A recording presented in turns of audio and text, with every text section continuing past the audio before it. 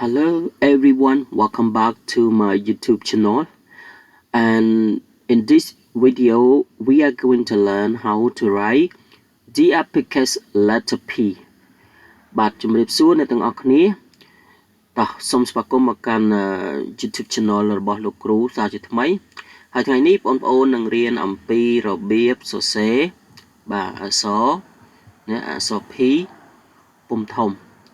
បាទអញ្ចឹងរបៀបសរសេរអក្សរ P ពុម្ពធំមាន2របៀបអូខេដូចជាបងប្អូនបានឃើញនៅក្នុងវីដេអូនេះបាទអញ្ចឹងរបៀបទី1បងប្អូនគ្រាន់តែគូសបន្ទាត់ណាត្រង់ពីលើមួយចុះមកក្រោមហើយបងប្អូនបាទចាប់ពីចំណុចខាងលើហ្នឹងកោងមកខាងស្ដាំហើយភ្ជាប់មកចំណុចកណ្ដាលមួយមកជាការស្រេចបាទនេះគឺជារបៀបសរសេរអក្សរ P ពុម្ពធំអូខេតោះឥឡូវយើងរៀនសរសេរទាំងអស់គ្នា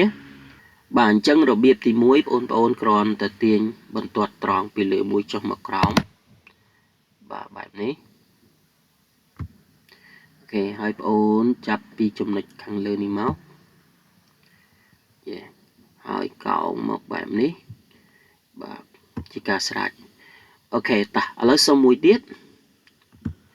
បាទបែបនេះអូខេបែបនេះបាទជាការស្រេចបាទនេះគឺជារបៀបសរសេរអក្សរ P ពុម្ពធំអូខេអញ្ចឹងយើងបន្តទៅរៀនពាក្យចំនួន3ដែលចាប់ផ្ដើមឡើងដោយអក្សរ P អូខេអញ្ចឹងបើសិនជាបងប្អូនពេញចិត្តនៅវីដេអូមួយនេះសូមបងប្អូនជួយចុច like share និង subscribe វីដេអូរបស់លោកគ្រូផងបាទដើម្បីទទួលបានវីដេអូថ្មីៗបន្តទៀតបាទឥឡូវយើងទៅមើលពាក្យចំនួន3ដែលចាប់ផ្ដើមឡើងដោយអក្សរ P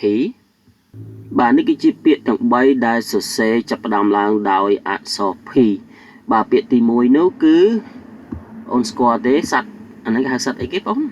បាទសត្វជ្រូកអូខេអញ្ចឹងសត្វជ្រូកនៅក្នុងភាសាអង់គ្លេសយើងអានថា pig បាទសត្វជ្រូក pig បាទពាក្យទី2គឺបាទបងអូនផ្លែអីគេនេះអានេះគេហៅថាផ្លែម្នាស់បាទផ្លែម្នាស់នៅក្នុងភាសាអង់គ្លេសយើងអានថា pineapple បាទ pineapple នេះគឺផ្លែម្នាស់បាទពាក្យទី3គឺ pumpkin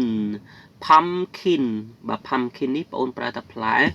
ល្ពៅអូខេអញ្ចឹង pumpkin ផ្លែល្ពៅ pineapple ផ្លែម្នាស់ peach បាទ pig យើងប្រើថាសត្វជ្រូកបាទអញ្ចឹងលោកគ្រូសង្ឃឹមថាបងប្អូននឹងចេះបាទពីរបៀបសរសេរបាទអក្សរ P ពុម្ពធំហើយនឹងពាក្យចំនួន3ដែលបងប្អូនត្រូវសរសេរចាប់ផ្ដើមឡើងដោយអក្សរ P